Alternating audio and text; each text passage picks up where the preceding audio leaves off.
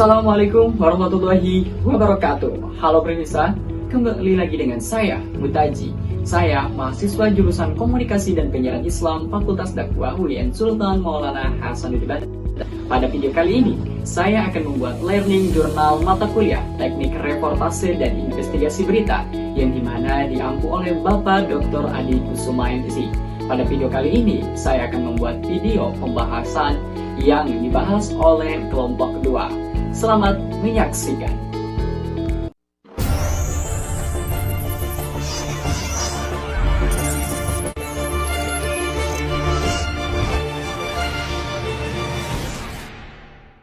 Teman-teman, kenapa sih jurnalisme penting?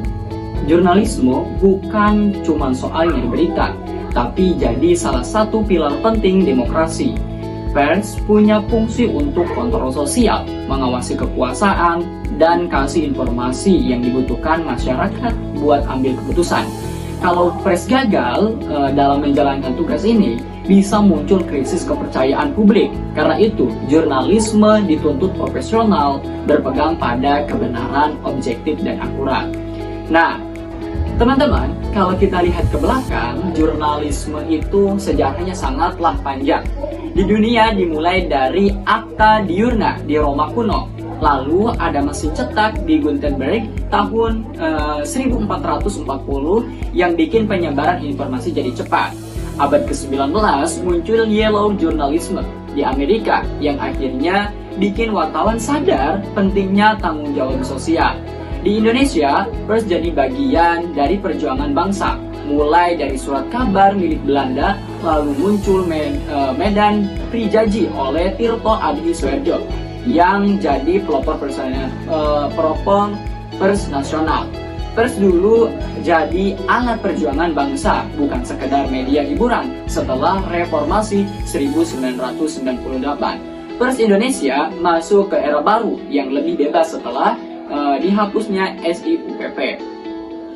Oke teman-teman, sekarang kita kembali. Titik balik pentingnya adalah lahirnya Undang-Undang Dasar Nomor 40 Tahun 1999 tentang pers. Undang-undang ini menegaskan pers bebas dari sensor dan pemberedelan.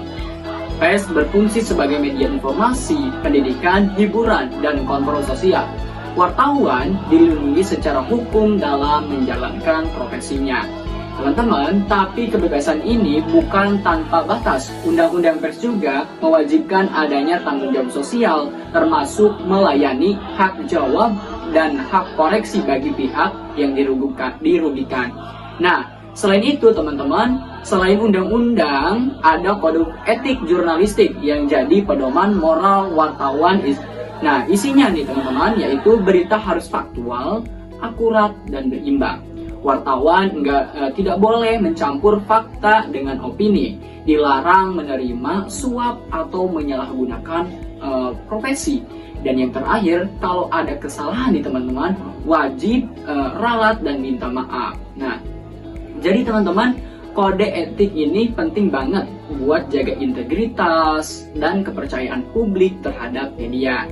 Nah, undang-undang pers itu ibarat payung hukum, sedangkan kode etik adalah pedoman moral. Itu hubungan undang-undang pers dan kode etik. Nah, di pasal 7 ayat 2 jelas disebutkan wartawan wajib menaati kode etik. Artinya, kebebasan pers yang dijamin oleh undang-undang tetap harus dijalankan dengan etika.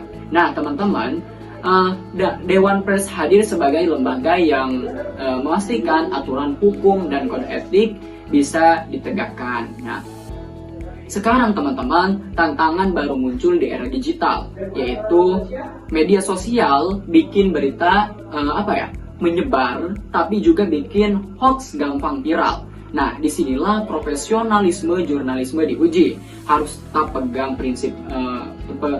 memegang prinsip verifikasi, objektif, dan etis meski tekanan kecepatan di dunia digital sangat besar. Nah, dari makalah ini teman-teman, saya ada beberapa hal yang bisa kita simpulkan.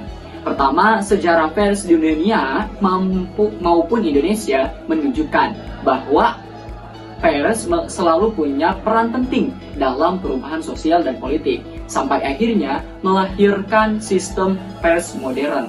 Nah, kedua, Undang-Undang Pers Nomor 40 Tahun 1999 jadi dasar hukum yang menjamin kebebasan pers, melindungi wartawan, dan memperkuat demokrasi. Yang ketiga, kode etik jurnalistik berfungsi sebagai pedoman moral agar wartawan bekerja secara objektif, adil, dan profesional. Yang keempat, hubungan undang-undang pers dan kode etik itu saling melengkapi. Undang-undang jadi landasan hukum, kode etik jadi landasan moral. Nah, teman-teman, yang terakhir, di era digital, jurnalisme dituntut lebih hati-hati agar tidak terjebak hoax dan tetap memegang prinsip etika. Nah, jadi teman-teman, membangun jurnalisme profesional itu butuh pemahaman sejarah, kepatuhan pada undang-undang, dan konsistensi menjalankan kode etik. Dengan itu semua, pers bisa jadi benteng demokrasi sekaligus menjaga kepercayaan publik. Nah, sekian teman-teman learning jurnal pada mata kuliah teknik reportase dan investigasi. Kurang dan lebihnya, mohon maaf dan terima kasih telah menyampaikan di Fakta News. Sekian dan terima kasih. Wassalamualaikum warahmatullahi wabarakatuh.